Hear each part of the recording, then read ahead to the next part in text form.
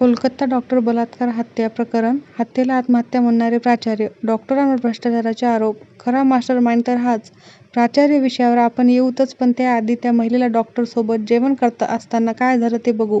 ही महिला डॉक्टर त्या 4 सहकाऱ्यांसोबत जेवण करून झाल्यावर तिथून अजून एक ट्रेनी महिला डॉक्टर आली आणि ती या डॉक्टर लेडीजसोबत भांडण करू लागली. मी तुला सोडणार नाही, उद्या बघून घेईल, असाही वादावाद त्यांच्यात वाढला. त्या लेडीज ट्रेनी डॉक्टरसोबत हे 4 सहकारीसुद्धा या डॉक्टर महिलासोबत भांडण करू लागले आणि रागातच ती महिला ट्रेनी डॉक्टर सेमिनार हॉलमध्ये झोपण्यासाठी गेली. नंतर हे 4 सहकारी बाहेरून ड्रिंक करून आले आणि आल्यानंतर त्यांनी सेमिनार हॉलमध्ये तिला एकटी झोपलेलं बघितलं.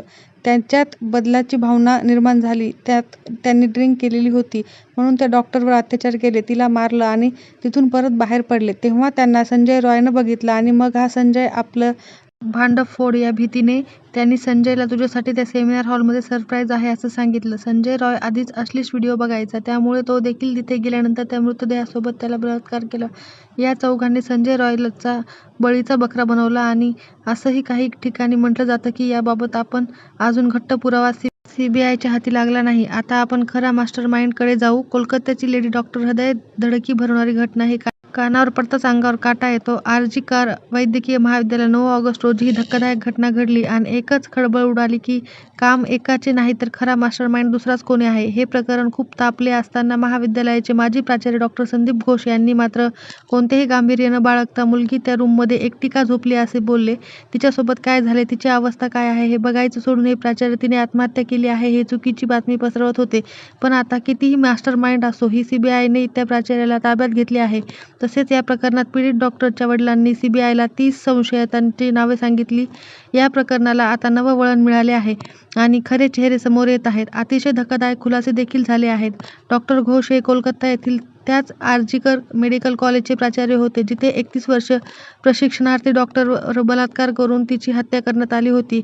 खरे तर घोष यांची ताकद आणि त्यांचा दबाबा सर्व काही सांगून जातो.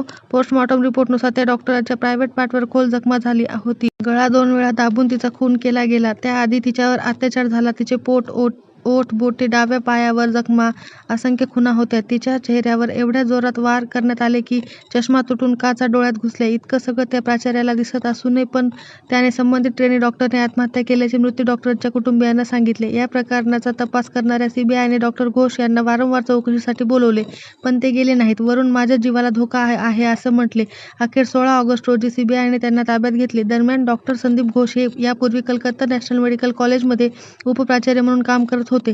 ते सर्जन आणि ऑर्थोपेडिक्सचे प्राचार्य आहेत. त्याच हॉस्पिटलमधील काही शिक्षण घेत असणाऱ्या डॉक्टर्स सुद्धा काही गोष्टी उलगडत आहेत. डॉ. संदीप घोष यांना भ्रष्टाचाराच्या गंभीर आरोपांनी घेरलेच नाही तर त्यांचा इतका दबदबा होता की दोनदा बदली होऊनही त्यांना कोणी पदावरून हटवू शकले नाही. प्राचार्य बनलेल्यांच्या यादीत त्यांचा क्रमांक 16वा होता, पण रातोरात ते पहिल्या क्रमांकावर येऊन पोहोचले. त्यामुळे नाराज झालेल्या एका विद्यार्थ्याने आत्महत्या करण्याचा प्रयत्नही केला होता. तसेच नीटमध्ये टॉपर असलेल्या विद्यार्थ्याने आत्महत्येचा प्रयत्न केला होता. त्याच्याच वडिलांनी सांगितले की माझ्या मुलाला नीटमध्ये 299वा क्रमांक होता. भौतिकशास्त्रात सर्वाधिक गुण मिळवणाऱ्यामध्ये तो 2ऱ्या क्रमांकावर होता. आम्ही एका छोट्या गावात राहतो, पण मुलगा एक मोठे स्वप्न पाहून कोलकातासारख्या मोठ्या शहरात आला होता. संदीप घोष प्राचार्य होईपर्यंत सर्व काही ठीक तिथे चालले होते. पण संदीप घोष जेव्हापासून प्राचार्य बनले तिथं आले, कॉलेजचे वातावरण अचानक बदलले. त्यांनी तिथं शिक्षण घेत असणाऱ्या अनेक मुलांना त्रास दिला आहे. त्यांच्या भ्रष्टाचार आणि अनियमिततेबद्दल कोणी काही बोलले तर त्यांनाच लक्ष्य केले जात असे. घोष यांच्यासाठी विद्यार्थ्यांचा एक गट काम करत होता. हा गट अनेक विद्यार्थ्यांविरुद्ध FIR दाखल करत असे. त्या मुलाचे वडील पुढे बोलले, माझ्या मुलाला कोणत्याही कार्यक्रमात सहभागी होण्यास, ग्रंथालयात किंवा सभागृहात जाण्यास बंदी घातली होती. माझ्या मुलाला व्यायामशाळेत, इतर रूममध्ये किंवा वर्गात बसण्याची परवानगी दिली जात नव्हती. माझ्या मुलाला अनेकदा नापास केले गेले. जो मुलगा नीटमध्ये इतके मार्क्स आणू शकतो तो नापास कसा होऊ शकतो? सगळे पेपर सोपा जायचा, पण मार्क्स इतके कमी कसे? इतका हुशार मुलगा असून अनेक वेळा निलंबनाची कारवाई केली गेली आणि याच तणावातून त्याने टोकाचे पाऊल उचलण्याचा प्रयत्न केला होता, ज्यातून तो वाचला. आर.जी.कर मेडिकल कॉलेजच्या एका माजी प्राध्यापकाचे नाव न सांगण्याच्या अटीवर संदीप घोष यांच्याबद्दल त्यांनी काही माहिती दिली आहे. ते म्हणाले की वैद्यकीय महाविद्यालयात प्राचार्य नियुक्तीसाठी यादी तयार करण्यात आली होती. त्या यादीत संदीप घोष हे 16व्या क्रमांकावर होते. एकूण 4 वैद्यकीय महाविद्यालयांमध्ये प्राचार्यांची नियुक्ती करण्यात येणार होती, पण रातोरात संदीप घोष 16व्या क्रमांकावरून पहिल्या क्रमांकावर आले. त्यांना आर.जी.कर हॉस्पिटल मिळाले. यामध्ये त्यांची राजकीय ताकद होती. डॉ. संदीप घोष यांच्याकडे सगळी सूत्रे देऊन पैसे वसूल करण्याचा मुख्य हेतू होता. नियुक्त झाल्यानंतर संदीप यांची चुकीची कामे करण्यास सुरुवात केली. लक्षणीय बाब म्हणजे 2 वेळा त्यांची बदली झाली, 31 मे 2023 रोजी आणि 11 सप्टेंबर 2023 रोजी. पण बदली होऊन सुद्धा संदीप घोष यांनी आपली प्राचार्याची खुर्ची सोडली नाही. तसेच संदीप घोष यांनी तयार केलेल्या विद्यार्थ्यांच्या गटातून कॉलेजमध्ये वसुलीचे काम सुरू होते. डॉ. घोष यांच्यावर खूप प्रकारचे आरोप असले तरी काही विद्यार्थ्यांनी म्हणजेच त्यांच्या गटातल्या त्यांचा बचाव देखील केला. संदीप घोष आणि काही विद्यार्थ्यांची नावे जबरदस्तीने या प्रकरणात घेतली जात आहेत. त्यांना चुकीच्या पद्धतीने मांडले जात आहे. संदीप घोष यांच्या विरोधात आंदोलन झाली आहेत, पण ते एवढ्या मोठ्या महाविद्यालयाचे प्राचार्य होते. त्यांच्या विरोधात आंदोलन ही काही मोठी गोष्ट नाही.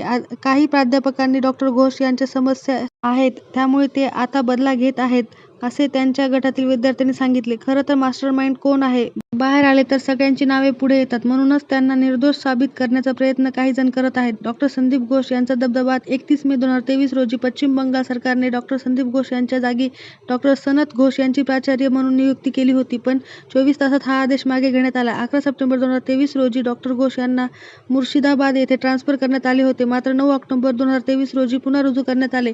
2023 मध्ये संदीप घोष यांच्या विरोधात चौकशी करण्यासाठी एक समिती स्थापन करण्यात आली होती. यावेळी आरोग्य सचिवांचा आदेश मागे घ्यावा लागला. त्यामुळेच आता या प्रकरणात फक्त संजय रॉयच नाही तर आणखी 4-5 जणांचा सहभाग असल्याची शक्यता वर्तवली जात आहे. मृत महिला डॉक्टरांच्या वडिलांनी कुठल्याही प्रकारची मदत घेण्यास नकार दिला आहे. त्यांनी राज्याच्या मुख्यमंत्री ममता बॅनर्जी यांना भरपाईचा प्रस्ताव नाकारला आहे.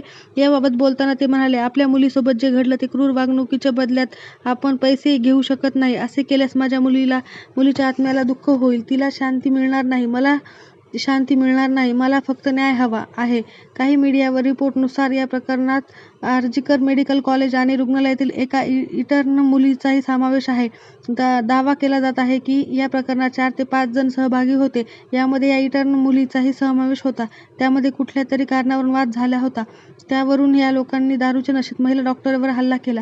याबाबत सध्या कुठलीही अधिकृत पुरावा नाही. तोपर्यंत फक्त देवाला अशी प्रार्थना करा की त्या डॉक्टरच्या आत्म्याला शांती लाभो आणि तिला न्याय मिळो. स्वप्न घेऊन उतरतेस 36 तासाच्या ड्युटीवर, घरी फोन होतो, आई सगळं ठीक आहे, मी जेवले, थोडी विश्रांतीची पाठ टेकायला म्हणून जाते. पहाटे 3 वाजले. सगळं सामसूम. कोणीतरी अंगाला हात लावत. ती घाबरून जागी होते. हात झटकते, मग जबरदस्ती होते आणि 1 मग 2 मग 3 आणि अजून किती जण उपभोग घेत होते. तिचा आक्रोश बाहेर ऐकू जात होता, पण शेजारी खोलीत दुरुस्तीचे सुरू होती, त्यामुळे कोणाला ते ऐकू आलं नाही. आक्रोश करून शरीर थंड पडतं. आधी होते तिच्या स्त्रीत्वाचा आणि स्वप्नाची हत्या, आणि मग उरतात त्या फक्त शरीरावरच्या उपभोगलेल्या जखमा. चष्मा फुटून काचा घुसलेल्या रक्तरंजित डोळे, फाटलेले ओठ, दबलेला गळा, स्वतःला वाचवण्याच्या प्रयत्नातील रक्तवलेली नखे, शरीरावरचे असंख्य वार, जांघेच्या हाडे मोडल्यापर्यंत पसरवणाऱ्या मांड्या, जखमी गुप्तांग आणि वरील वर्णनात न दिसणारे बोचरेपण. बलात्कार, दाबला जाणे, अचानक दुरुस्तीच्या नावाखाली घटनास्थळाच्या पलीकडल्या खोलीत फोडायला सुरुवात होणे, बलात्कारात सामील मोठा चेहरा लपवण्यासाठी खोटा आरोपी उभा करणे, ज्याच्याजवळ ही घटना कशी घडली याचेही उत्तर नसते, मृत बॉडीजवळ आरोपीचे ब्लूटूथ टाकणे व त्या पुराव्याच्या आधारे त्याला अटक करणे, सगळंच विसंगत. पण त्या लेडी डॉक्टरला न्याय मिळावा ही देवाचरणी प्रार्थना.